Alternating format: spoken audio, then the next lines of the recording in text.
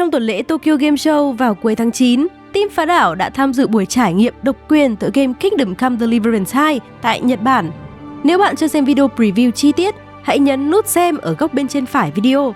Còn trong video này, Phá Đảo sẽ đem tới cuộc phỏng vấn với đại diện của studio phát triển tựa game này. Chào mọi người, bọn mình đang có mặt tại chỗ để có thể preview về tựa game Kingdom Come Deliverance II. Và ở đây chúng ta có một đại diện đến từ nhà phát triển của tựa game. Thì bây giờ chúng ta sẽ nghe anh ấy giới thiệu một chút và chúng ta sẽ bắt đầu với những câu hỏi mà các bạn đã gửi cho chúng tôi. Okay, let's go. Hi, can you introduce my users? Yeah, my Vietnamese is very bad, so I will stick to English if that is fine. Hi, my name is Toby. I'm the PR manager at Warhorse Studios, and I'm doing all the communications for the team and the spokesperson, and I'm with Kingdom Come Deliverance and Warhorse Studios for 10 years already. So as we discussed earlier, I mentioned that we have fans send us questions regarding the games and the development process and stuff, and we will progress with them. So the first question is, it's been around 7 years since the first installment was released, and a new console generation has been around for 4 years already. And with advancement in hardware and changes in game development practices, and how has the studio approached the development of Kingdom Come Deliverance II, and what is the biggest difference in developing the second game compared to the first? I think there's no bigger difference. I think the big difference maybe in the team is that we have a bigger team now. So Kingdom Come Deliverance I, when we released, had 110 people, but when I started in 2014, we were like 35 or so. So the big difference is now that we have 240 people right now working in it. But generally, I think for technology-wise, there's not much of a difference. Back in the days, we had some limitations and some we needed to work with some hardware, and now we have to work with another hardware. So it's the challenge is the same, and we try really hard to make the best possible performances on all platforms. And I think performance-wise, absolutely, I'm very satisfied with the game. There's really it's like 5 months before release, and it runs really smoothly on all the platforms. The only thing we're doing right now is only bug fixing and making the game rounder and smoother or streamlined. So mostly it's all around the fixing process. I like to make it to the best as it can. We have the present, but now we have to wrap it and make it beautiful. Got it. And next question we have. We've heard that the game's world will be twice as large as the first installment, and how will you fill in the additional spaces? Will it be primarily for exploration, or will there be activities to engage players in the new areas? Very good question. So you're right. In KCD1, we had 1 map. KCD2, we have 2 maps. The 2 is everywhere, but it's a different map than the first game. So you forget everything from the first game. Now we have something new. And the 2 maps are very different from each other. One is a bit smaller, and it's a lot of countryside, deep forest, huge stone formations, a giant castle in the middle, and so on. And the other map is more industrious, with cities, villages, castles, fortifications. And the big addition to the game is the medieval city you have played today. It's Kuttenberg. It's a city that's really existing today. So that was also the biggest challenge in the game.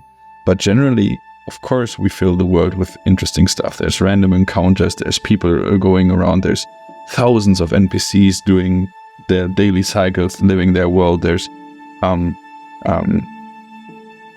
accidents and treasure you can find. By accidents, I mean point of interest, where something happened. You can go there and find out what's going on. But generally, it's not a Skyrim or something like this. It's not like there's a question marker around every corner. This is a game where you really sit down, relax, and just dive into the world of the Kingdom of Bohemia, or the world of Kingdom Come Deliverance, and try to like find out the way and find your place there. So it's a lot about adventure and exploration, as you said. And activities-wise, what can they expect? What can we expect? So of course there's a lot of activities and minigames. The biggest minigame that we added to the game, or the biggest feature, is the blacksmithing. You are Henry, son of a blacksmith, who's not able to blacksmith in the first game. Now he is finally. That's something that we wanted to have there but couldn't. So you have blacksmithing, you have the alchemy, you have the dice minigame, you have bow shooting ranges, you have crossbows, which is a new crossbow ranges. That's a new addition to the game. There's wandering knights that will challenge you to a duel. There's thieves that are trying to steal from you. There's corpses to find, and then they might open up some kind of questline or something. There's treasure hunting, and so there's really a lot of things you can do. But you can, these are the gameplay parts, but you can also, you can also try and and see and learn from the world. You just follow an NPC, for instance, and see how his daily cycle is, how he works, what he does, how he wakes up in the morning. Play with the world, because they wake up, they wash themselves, they go to work. After work, they might go to the pub. If they go to the pub, they might drink. If they drink, they might get tipsy. If they're tipsy, you can easily pickpocket them. So what I'm trying to say is that the world is somehow working and you can interfere with it. Yeah, understand. But like what you're saying, like as I have experienced today, and that, as you have said in the presentation today, it would take us like 80 to 100 hours to complete the whole game. Mm-hmm. That is the like 100% completion, or just 100% completion. Mm-hmm. Wow, it does take us a long time. But yeah, we have a lot of things to cover. Exactly. So move on to the next question. We should take it more into the storylines. Okay. So how does Kingdom Come to continue with Henry's story?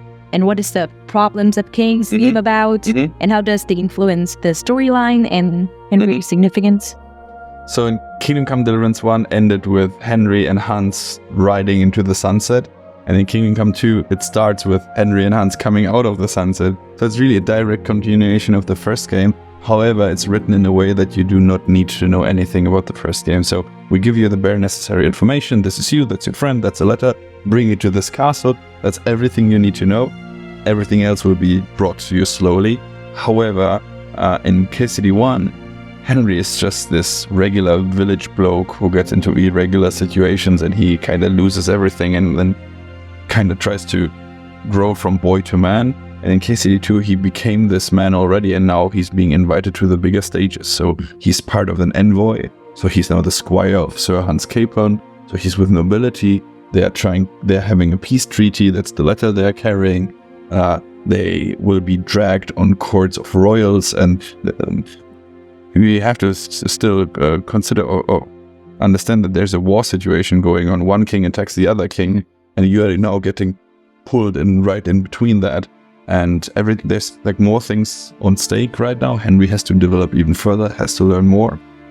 The story, I think, generally is way deeper and darker, with a lot more crossroad decisions. If you go left, something bad happens. If you go right, something bad happens. Develops in front of you. But it's meanwhile also very humorous, and we're trying to put a lot of humor and fun into the game as well, because not everything serious must be sad. So yeah. And basically, if we have more fun, we would be more easier to dive in. Absolutely. Okay. So we have one or two last questions. Okay. This is regarding the horse's name. So all the horses' name in the first game were Easter eggs. So how are you naming the horses in the sequel?